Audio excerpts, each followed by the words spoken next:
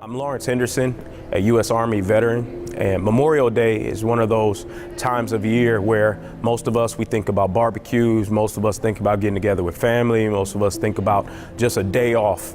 But for those of us who have served and for family members of service members, it's a day to remember those who made the ultimate sacrifice. And so veterans, we always have this thing where we say Jesus sacrificed his life, and also the veteran and the one who died for us, that gave up their freedoms. And we signed our name on that dotted line to say, you know what, it's not just about us, but it's about our country and the missions of the men and the women that stand next to us. And so on this Memorial Day, just don't think about that barbecue. Just don't think about, that man or woman that gave up their life for you, and you just say, thank you for your service, that T-shirt slogan. But think about what that took to say, you know what, it ain't just about me, but it's about my family members, it's about my friends, it's about my country. And so on Memorial Day, it's more about the freedoms of the way we believe, the faith that we have, and again, those men and women that stood in the gap for us. And so for me, that means a lot, because in 2011, in 2010, I lost some very good men that were near and dear to me. And that hit me kind of hard, because as a young platoon leader, these guys watched my left and my right and got me home from Iraq. But now it's one of those situations where I'm thinking about their families, I'm thinking about their friends, I'm thinking about their loved ones during this time of year, every year, and it hits my heart the same way every year.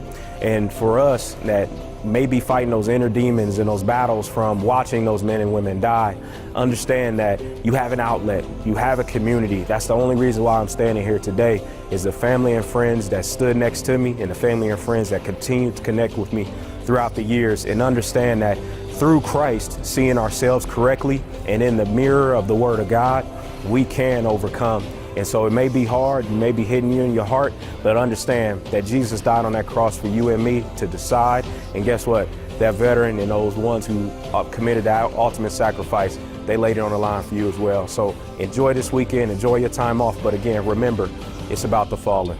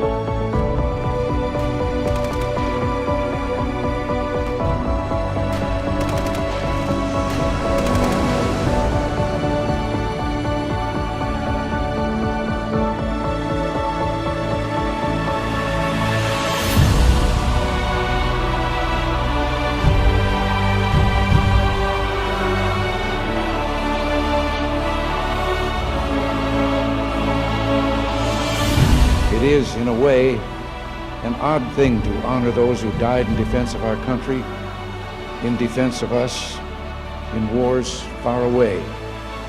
The imagination plays a trick. We see these soldiers in our mind as old and wise. We see them as something like the founding fathers, grave and gray-haired.